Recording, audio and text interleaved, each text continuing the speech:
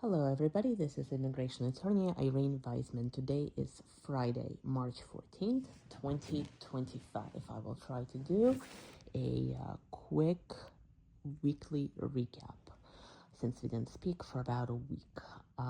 Okay, so I'll start with immigration court and move to USCIS.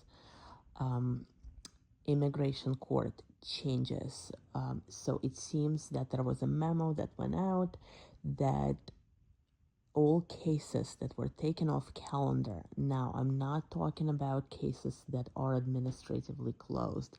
I'm now talking about cases that were simply taken off calendar. There was a policy that started happening maybe about 2 years ago. We as attorneys started receiving a notice from immigration court stating that the court is thinking to taking your case off docket. If you disagree, let us know, and you could send a simple letter stating we disagree, and they'd keep you on the docket. If you didn't say anything, the court would take the case off docket. It usually had to do with somebody who had granted TPS, who was granted TPS, and sometimes with other cases. So cases were not administratively closed, but simply taken off the docket. So it seems that those cases will be brought back on to the active docket, okay? So you can start expecting that if you are in that position.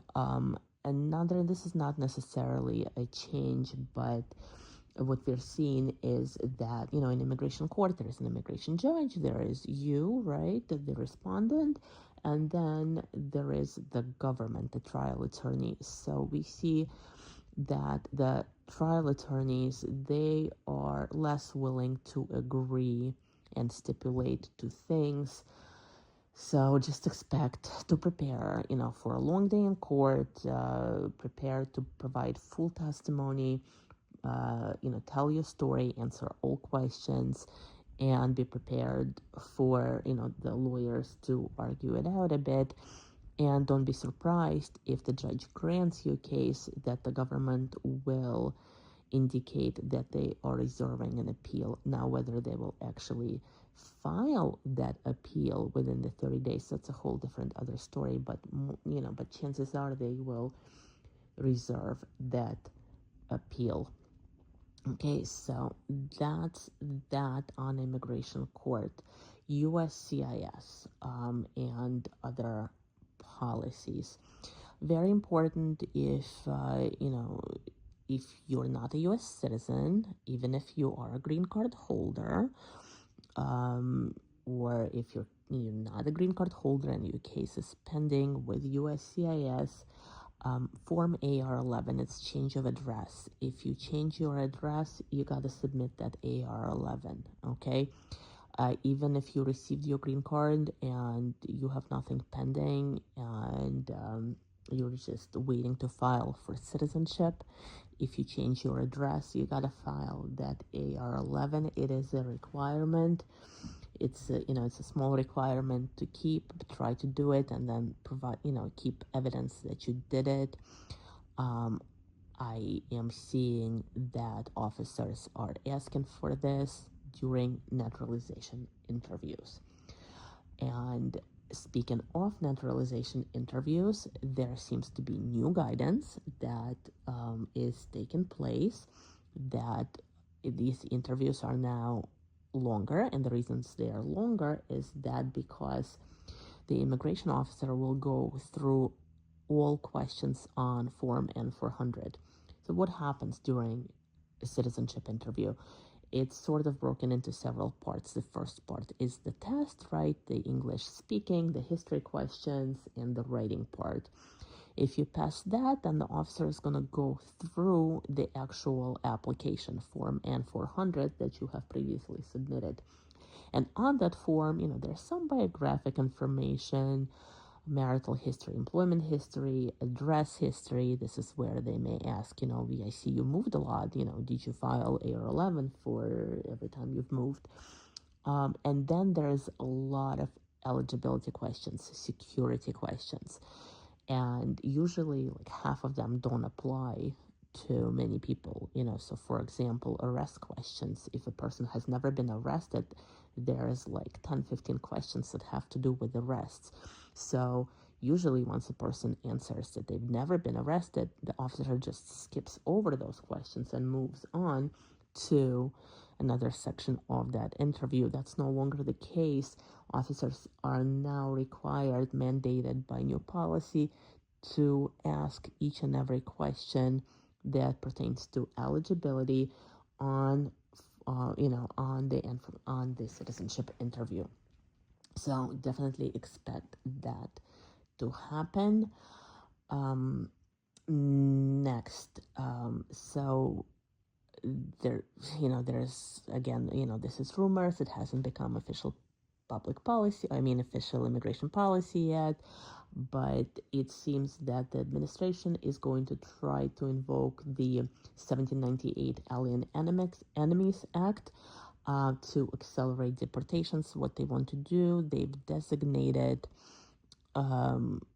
gangs such as, Trendor de Arago and I believe MS-13 and some other gangs as terrorist organizations. So they want to be able to invoke this act that really hasn't been used since World War II, I think, to accelerate deportations of criminal gang members.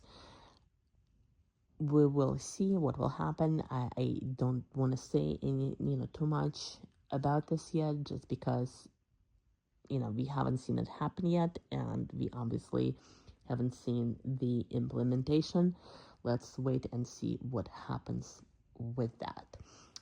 And the alien registration requirement, this, I've talked about it on several occasions already, but it seems like, it's been published, and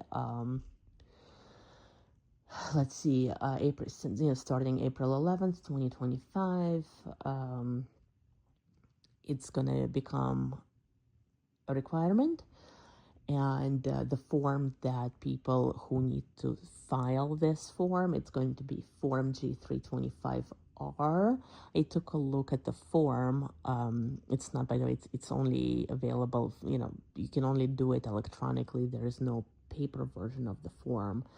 I was, able to go through it. It's pretty short. It asks for your name, whether you've used any other names, address, marital history, and criminal history. And it gives you the option to upload any documents. So, there is a list of who is going to be required to register and who is deemed to already have registered. If you entered the country undocumented and you've never been apprehended, then you need to register. And of course, certain visitors, such as, from Canada, who are coming in, the winter birds who are coming in here, these are, people who are, perfectly legal, just tourists. They don't plan on staying here long, just coming in to spend the winter in Florida. It seems like those tourists will need to register, or any tourists who are planning to come here for longer than 30 days, they would need to register unless they were given a 994. If you were given a 994 when you came in as a tourist, then you won't have to register. But if you were not given a 994, and usually the Canadians are not given a 994, then you'll have to register, unless when you come in you ask CBP to provide you with the I-94, then you won't need to register.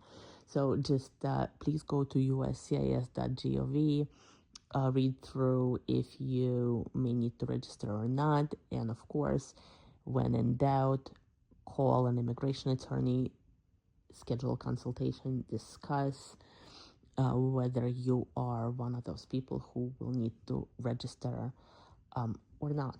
Okay, and it seems like the government shutdown was averted. I just saw the news before I started this segment, so looks like next week is going to be business as usual. Have a good weekend, everybody, and talk to you soon. Bye bye.